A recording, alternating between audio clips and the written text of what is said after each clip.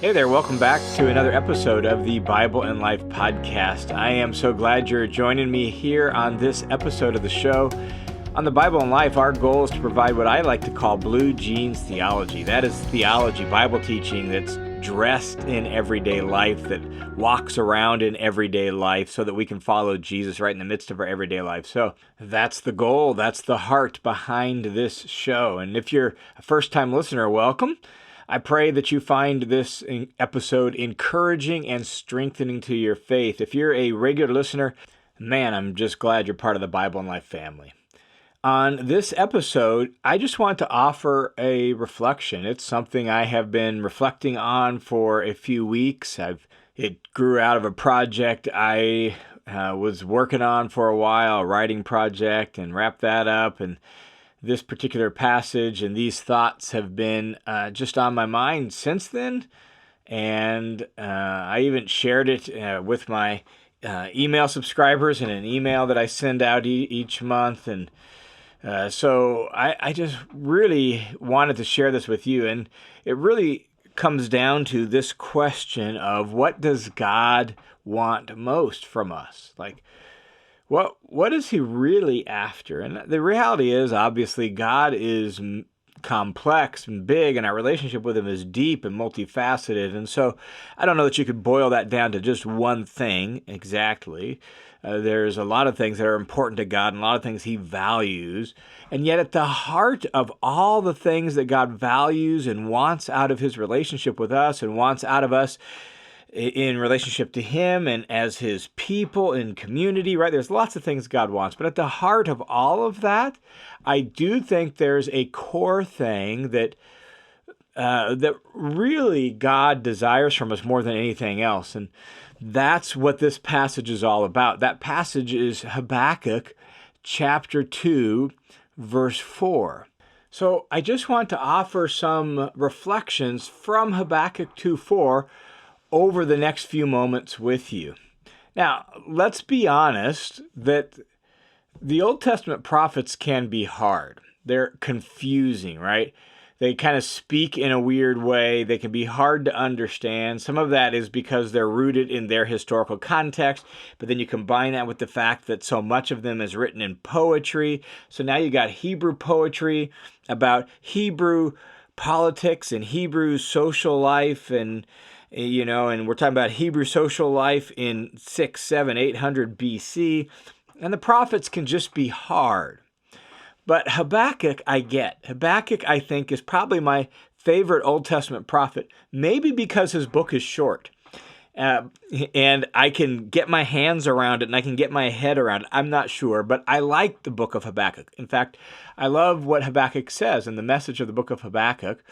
And I understand this message. And this text from Habakkuk chapter 2, verse 4, combined with how the book of Habakkuk ends, is just super encouraging. And let me just give you the backstory. So Habakkuk is writing sometime around the 600s BC. And the people of God in the region of Judah, the southern kingdom. Remember, if you know your Old Testament story, partway through the Old Testament history, the nation of Israel split into north and south. The northern kingdom went by the name Israel. The southern kingdom was really the tribe of Judah and others, and so it went by the name Judah. And so in the 600s, all that's left is the southern kingdom, Judah, because the northern kingdom has been destroyed by the Assyrians. And so here we are with Judah, the southern remaining kingdom, and the prophet Habakkuk is writing during that time period. And the people of Judah are being incredibly unfaithful to God. The leaders of the nation are being unfaithful to God.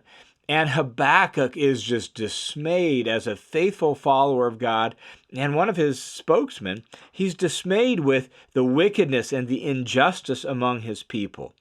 That's the setup for what happens in the book of Habakkuk. And then the book of Habakkuk simply records Habakkuk's interchange, a discussion with God about these things. And so you get Habakkuk's complaint right out of the get-go about all the wickedness in Judah. And then Habakkuk hears back from God, and God tells Habakkuk, I'm actually going to do something about it. So I know you feel like I'm not doing anything, Habakkuk, but I'm going to do something about it. And what's he going to do? Well, he's going to send the Babylonians to punish Judah for their unfaithfulness and their wickedness. Well, that's awful as far as Habakkuk is concerned. He knows who the Babylonians are. They're the world superpower of his day, and they're malicious, brutal, oppressive people. And so God says, I'm raising up the Babylonians, and I'm going to use them to punish Judah. And Habakkuk then is like, hold on, God. And that leads then to another complaint from Habakkuk, where he essentially says, God, your solution is worse than the initial problem. The Babylonians are far more wicked than the people of Judah. How in the world can you use them to punish Judah? And then Habakkuk, after offering that complaint, says, I'm going to wait for your answer. I will wait and I will watch for the Lord to answer. And God does answer. And Habakkuk 2:4 is right at the heart of God's answer. In the first half of verse 4, God seems to be describing the proud, puffed up, kind of self-inflated person who does what he wants. His soul, he says, is not right within him. And that could refer to the Babylonians and the Babylonian kings, right? They think they're the greatest. They think they're awesome. It could refer to him. It could refer to some of the people and leaders and unfaithful ones in Judah, right? Who are just proud and puffed up and doing their own thing. But then the contrast, the second half of verse 4 is, but the righteous one will live by his faith or by faithfulness. And so you have the proud, puffed up one who goes his own way, does his own things, depends on himself, relies on himself, thinks he's the greatest. And then you have the person who's right with God, the righteous one, the one who's actually walking the way God wants him to. And how does he walk? Well, he walks by faith. And that's the heart of Habakkuk chapter 2, verse 4. That is at the heart of what God wants from his people. God wants people who walk by faith. The righteous person shall live and walk by faith and faithfulness to Yahweh. That's the point. Well, this text, Habakkuk 2:4, then, gets quoted several times in the New Testament to emphasize this idea that a person who's in a right relationship with God, a deep relationship with God, that relationship is marked by faith. Probably the most well-known place Habakkuk 2:4 is quoted in the New Testament is Romans chapter 1.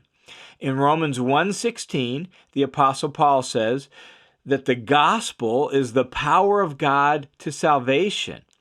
And then he says this, 1:17, he says, for the gospel reveals the righteousness of God, God's saving justice that comes by faith from start to finish. That's from faith to faith. It's fully of faith, right?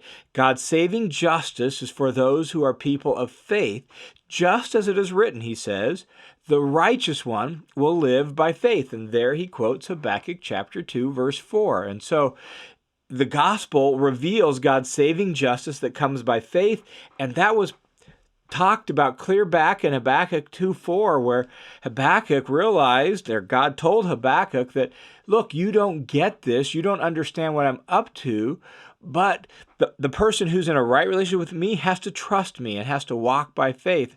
And Paul is saying it's the same today in Christ. We are those people who we are in a right relationship with God because of faith. Paul makes the same point in Galatians chapter 3, verse 11. He says, and it's clear that no one is justified before God by the law because the righteous one will live by faith. That it is living by faith, walking by faith that puts one in a right relationship with God. Or Hebrews chapter 10. Hebrews 10:38 quotes Habakkuk 2:4, and then that becomes a springboard into Hebrews 11, the well-known faith chapter. Like Hebrews 11 is this, what is often called as the Hall of Fame of faith, but that's an exposition of Habakkuk 2:4 that's quoted in Hebrews 10:38. Hebrews 10:38 says, now my righteous one will live by faith, and if he shrinks back, I'll take no pleasure in him. And so he quotes Habakkuk 2:4, and then you get all these examples of faith in Hebrews chapter 11. It is an exposition of Habakkuk 2:4. And so at the heart of New Testament theology about how a person gets into a right relationship with God and how a person lives in right relationship with God is faith. And Habakkuk 2:4 is the model of that faith. And so coming back to Habakkuk 2:4, here's what's going on. Habakkuk has complained to God about the wickedness among his people, and that God doesn't seem to be doing anything about it. Then God responds and says, I am doing something about it. I'm sending the Babylonians. Then Habakkuk complains again and says, God, your cure is worse than the disease. The Babylonians are just awful. How can you use them? And God essentially says to Habakkuk, he says, trust me, Habakkuk. I know what I'm doing. Though it doesn't make sense to you, and though Babylon is far more wicked than Judah, I'm going to use them for my purposes. I'm going to use them to deal with my people. And then I will deal with them, and I will take care of them. And so it may not make sense to you. It may not seem right to you, but Habakkuk, you got to trust me. You got to trust me. And that principle goes beyond Habakkuk and Babylon. It goes clear into the present day, and that's why these New Testament authors quote Habakkuk 2:4. The same is true. You want to be in a right relationship with God, you want to have a deep relationship with God, then you've got to trust Him. I've got to trust Him, even when it doesn't make sense.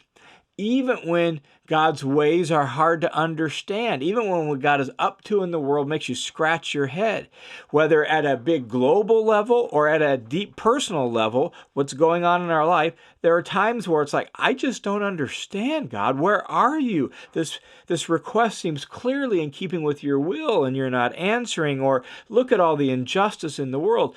God, where are you in the midst of all this? And God says to us, just like He said to Habakkuk, trust me, trust me.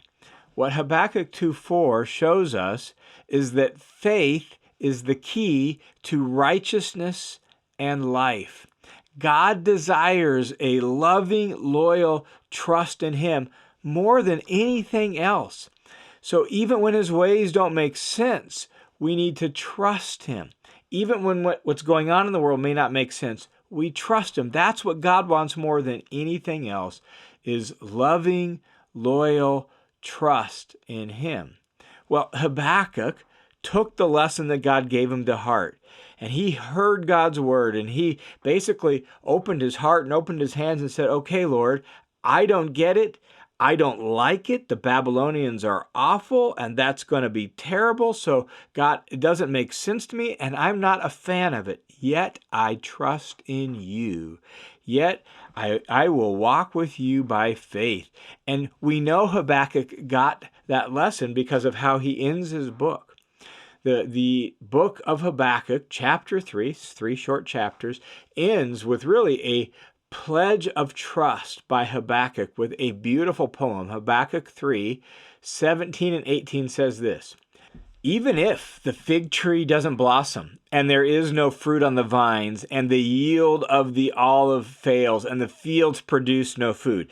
What Habakkuk has just listed off is their entire economy, everything they depended on: figs and grapes and olives and wheat and barley. In other words, if our entire agricultural economy collapses, even if the flocks disappear from the folds and there is no cattle in the stalls, in other words, if we have no sheep or goats or cows, like everything that made for life for them, this is everything that was life for them, even if all of that happens, Habakkuk says, yet I will celebrate in the Lord.